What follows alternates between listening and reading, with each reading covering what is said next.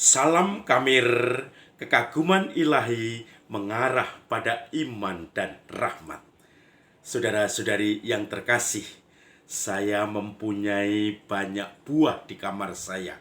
Ada per, ada apel, ada pisang, dan pisangnya khusus Sunpride. Ternyata penuh dengan energi, penuh dengan eh, obat, atau obat dalam arti penuh dengan tenaga yang siap untuk dimasukkan dalam mulut dan akhirnya menjadi energi bagi gerak kita. Inilah buah-buah yang terpilih, yang segar dan enak untuk dinikmati. Bukankah setiap pohon dikenali dari jenis buahnya?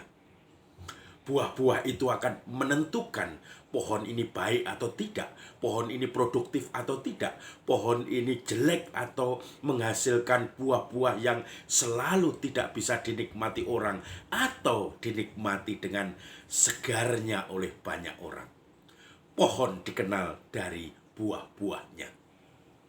Saudara-saudari yang terkasih, hari ini hari Minggu Advent yang ketiga, Gaudete, yaitu kegembiraan. Minggu penantian dengan penuh kegembiraan.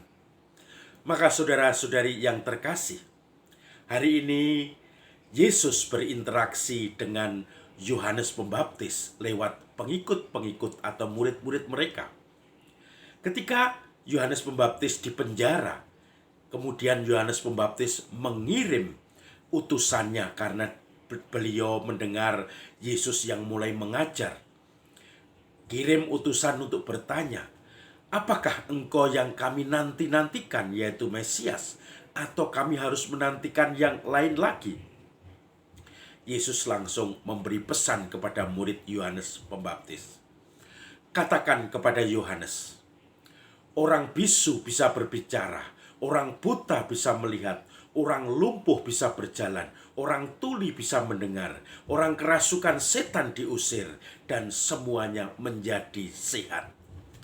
Orang mati dibangkitkan. Pesan itu yang menjadi buah-buah dari pekerjaan Yesus selama ini. Lalu ketika murid Yohanes Pembaptis pergi, Yesus berbicara tentang Yohanes Pembaptis kepada pendengar dan para pengikutnya. Dialah Elia yang berseru-seru di padang gurun. Dia yang akan mewartakan kedatanganmu. Dia yang akan menjadi pendahulu bagi pewartaan kehadiranmu. Lalu orang-orang paham bahwa Yohanes Pembaptis adalah perantara yang mewartakan kehadiran Yesus, yaitu Elia dalam rupa Yohanes Pembaptis. Saudara-saudari yang terkasih, sekarang gampang saja kita menentukan siapa nabi palsu dan nabi sungguhan yang sejati. Nabi palsu dilihat dari buah-buahnya. Apakah itu hanya untuk menguntungkan dirinya sendiri? Apakah hanya untuk menjadi terkenal dirinya sendiri? Sebaliknya, nabi yang sejati adalah buahnya seperti Yesus. Orang lain bisa bergembira, orang lumpuh bisa berjalan, orang bisu bisa berbicara, orang buta bisa melihat. Nah, ini kebahagiaan orang, meringankan beban orang lain, orang banyak. Dan ini tentu saja menjadi fokusnya kerajaan Allah. Bukan orang yang mewartakan, tetapi kerajaan Allah, Tuhan yang diwartakan, karena dia buah-buahnya bisa dirunut dari pekerjaan Tuhan. Saya baru saja melihat video dari YouTube, yaitu saya acak saja. Ada seorang pemuka agama yang mengharam-haramkan salah satu merek air mineral. Dia mengatakan kita haramkan air mineral yang dari orang-orang kafir ini. Tetapi kemudian dia mengatakan, sekarang kita mulai dengan minuman yang saya produksi, yaitu minuman merek A. Tetapi kita haramkan merek B dan C. Maka kita semua akan mencoba untuk membela kepercayaan dan agama kita. Saudara-saudari yang terkasih, kalau ada seorang guru tentang kehidupan yang mencari keuntungan sendiri buahnya dengan mengharamkan, menjelekkan dari produk lain, tetapi produknya sendiri yang dikatakan yang bagus, yang halal, yang murni, yang bisa membantu kita untuk memperjuangkan Tuhan, itu omong kosong. Buah-buahnya bisa dilihat dari apa yang disampaikannya. Juga sehari-hari kita akan menemukan orang-orang yang mengajar tentang hidup, filosofi kehidupan.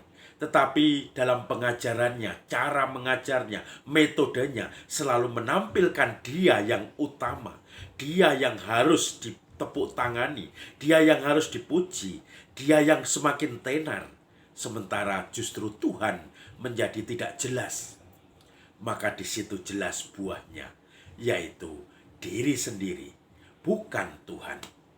Tetapi kalau kita mungkin mendengarkan pengajar-pengajar yang tentu saja mungkin tidak terlalu menarik, tetapi dia tidak peduli apakah menarik atau tidak, ditepuk tangani atau tidak, tetapi yang utama adalah supaya Tuhan yang dikemukakan, supaya buahnya orang banyak menuju kepada Tuhan, bukan kepada diri saya.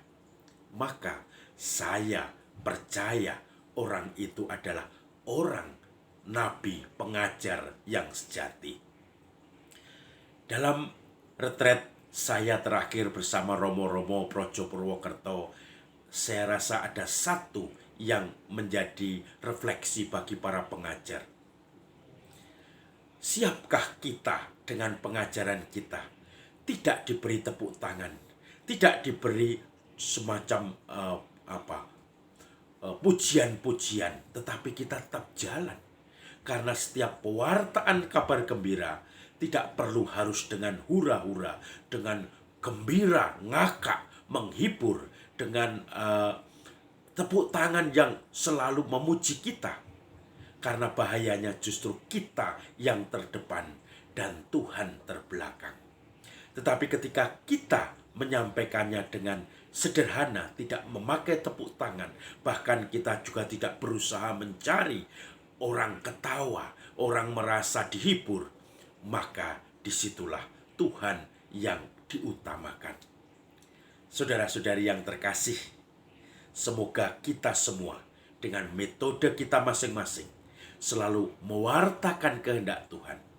Dan semoga kita menangkap mana pengajar-pengajar seperti Yesus berdasarkan buah-buah dari pengajarannya, bukan dari hanya omongannya yang tidak menuju kepada Tuhan.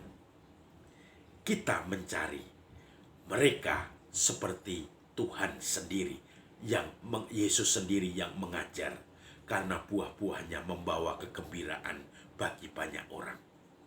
Semoga kita pun juga diutus membawa kegembiraan bagi banyak orang karena karya-karya kita. Salam Kamir, kekaguman ilahi mengarah pada iman dan rahmat.